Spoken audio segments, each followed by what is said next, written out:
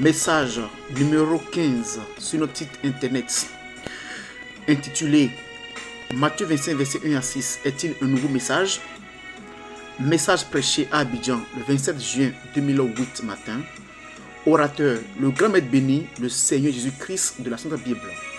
Instrument de travail, son homme serviteur, Zakpa Dadier Etienne.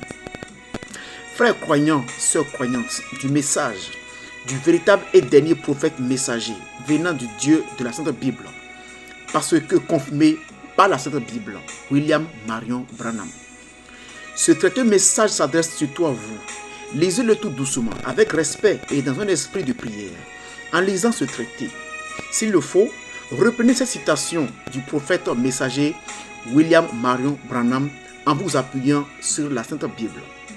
Retenez que les brochures ne sont pas au-dessus de la Sainte Bible, car elles sont la Bible expliquée, et sans la Bible, William Marion Branham n'est rien.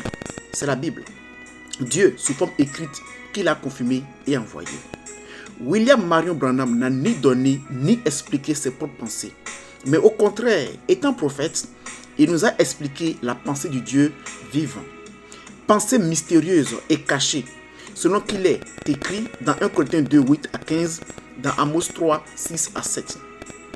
Nous sommes tous d'accord de ce que William Marion Branham est le septième et dernier messager, parce que son message est celui du soir, Zacharie 14, 7.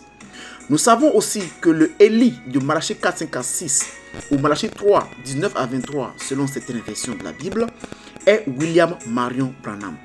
Donc le septième et dernier prophète messager, selon Apocalypse 10, le verset 7. William Marion Branham est par conséquent le dernier prophète messager, puisque la Sainte Bible parle de 7 lampes, 7 esprits, 7 anges, 7 messagers, 7 églises, 7 étoiles, 7 chandeliers, etc. Apocalypse 1, verset 11, verset 16, 19 à 20, Apocalypse 3, le verset 1, Apocalypse 4, verset 5 à 6, Apocalypse 5, le verset 6. Nous savons tous que William Marion Branham est le messager du soir, Zacharie 14, 7. Donc, le septième messager prophète, d'où le dernier prophète messager de la Sainte Bible. Personne ne peut nier cela, ni dans le ciel, ni sur la terre, ni dans la mer. Nous sommes tous conscients que William Marion Branham est le septième prophète messager. Il est donc le dernier. Nous savons tous et toutes que la Sainte Bible ne peut se contredire. Pour dire, se dédire, c'est impossible. Alors, c'est notre Dieu qui est sa propre parole. Et dans sa parole, il ne peut jamais se contredire ni se dédire. Alors, Matthieu 25, verset 1 à 6, est-il un nouveau message?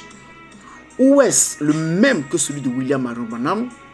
Si oui, le Dieu de la Sainte Bible qui parle de 7 lampes, 7 esprits, se serait-il trompé? Se contredirait-il ou se dédirait-il? Est-ce que cela est-il possible? Première série de questions.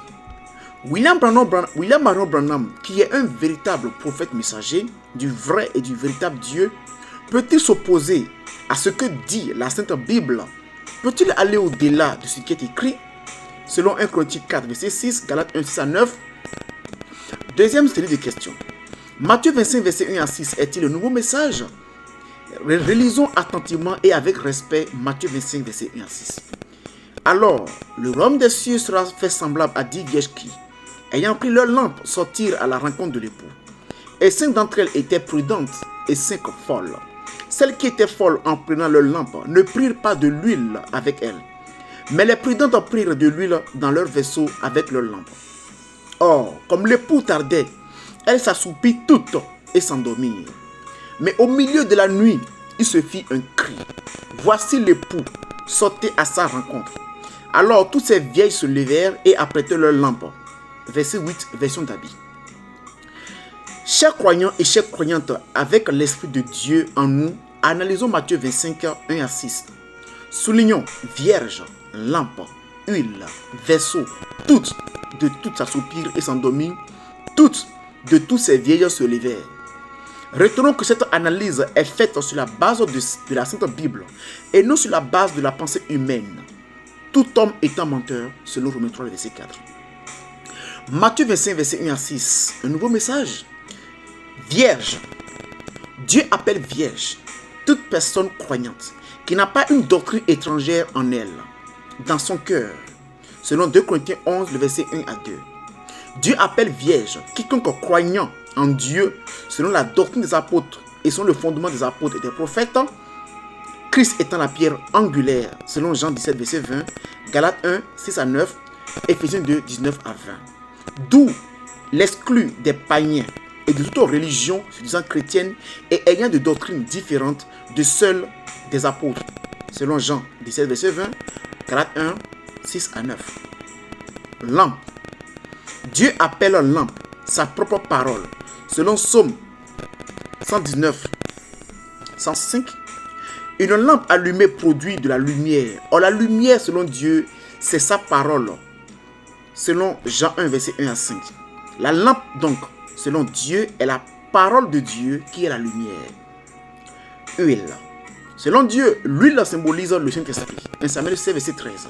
L'huile n'est pas le Saint-Esprit, mais l'huile symbolise le Saint-Esprit. Toutes s'assoupirent et s'endormirent. Selon la Sainte Bible, aucune des 10 vierges n'était éveillée. Toutes ces vierges se levèrent. Donc, elles se sont réveillées toutes ensemble. Aucune ne s'est réveillée avant les autres. Première conclusion.